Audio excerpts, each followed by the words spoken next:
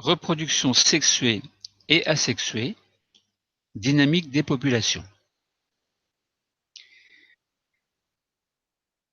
La reproduction sexuée et la reproduction asexuée, plus les conditions du milieu, donc dans un environnement précis, permet d'assurer une certaine dynamique de la population. Pourquoi parle-t-on de reproduction sexuée et asexuée? Commençons par la reproduction sexuée. Une reproduction sexuée fait intervenir des gamètes. Nous savons qu'à l'issue d'une fécondation, une cellule œuf est obtenue. Elle possède un certain patrimoine héréditaire, un certain patrimoine génétique particulier. Cette cellule œuf, en fait, qui provient d'une fécondation, elle provient de l'union d'un gamète mâle et d'un gamète femelle. Donc le gamète mâle possède la moitié du patrimoine génétique du mâle. Le gamète femelle, c'est-à-dire l'ovule, possède la moitié du patrimoine génétique de la femelle. Donc la fécondation, c'est simplement l'union de ces deux gamètes qui rétablissent le nombre normal de chromosomes dans une espèce, donc un karyotype particulier. Et si on prend le cas de l'espèce humaine, il y a 23 paires de chromosomes. Donc 23 chromosomes pour le spermatozoïde, 23 chromosomes pour l'ovule. La fécondation donne, dans le cas de l'espèce humaine, une cellule œuf possédant 23 paires de chromosomes. Le nombre de chromosomes, donc le karyotype, est variable d'une espèce à l'autre. Alors, la fécondation, elle peut être externe ou interne. Commençons par le cas externe. Prenons le cas de certains animaux, par exemple les oursins. Il y a un rapprochement des oursins, ou pas, mais à une certaine période de leur vie, de l'année scolaire, ou pas de l'année scolaire, de l'année civile, à un moment donné de leur vie, il y a dans le milieu aquatique libération des gamètes mâles et femelles.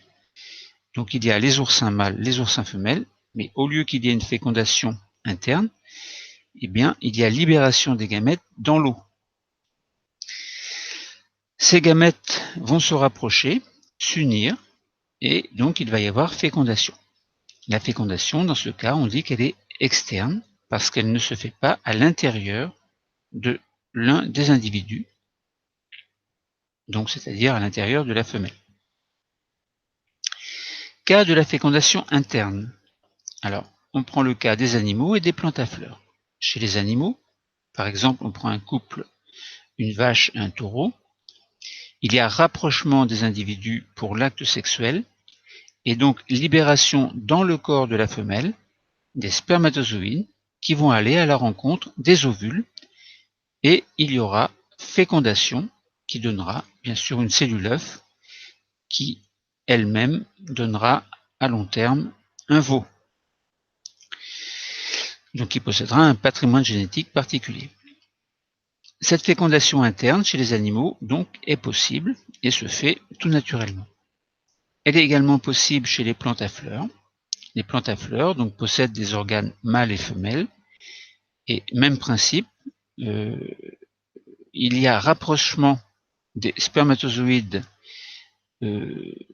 vers l'ovule, donc rapprochement des cellules reproductrices qui se fait dans le pistil. Donc la fécondation dans ce cas est bien interne. Ensuite, que signifie reproduction asexuée? Eh bien, cela signifie que les gamètes, donc ovules et spermatozoïdes, ne vont pas intervenir. C'est le cas, par exemple, du bouturage. On prend un parent, par exemple, un fraisier, un pied de fraisier. Toutes les cellules ont le même patrimoine génétique, c'est le patrimoine génétique du parent. Et les pieds, donc ce pied, peut émettre une espèce de petite tige qui va s'allonger, qui va s'éloigner du pied original. On l'appelle un stolon. Et le stolon au bout du stolon, donc on peut avoir formation d'un nouveau pied de fraisier. Ce sera le descendant numéro 1 du parent et qui possédera le même patrimoine génétique. Enfin, chaque cellule possédera le même patrimoine génétique que le patrimoine génétique du parent. Et puis de ce descendant numéro 1, un nouveau stolon peut être émis. Il donnera un nouveau fraisier qui sera le descendant numéro 1 et qui possédera lui-même le même patrimoine génétique que le descendant numéro 1 et que le parent. Donc nous voyons là qu'il n'y a pas d'intervention de gamètes. La reproduction est asexuée. On dit quelquefois aussi végétative.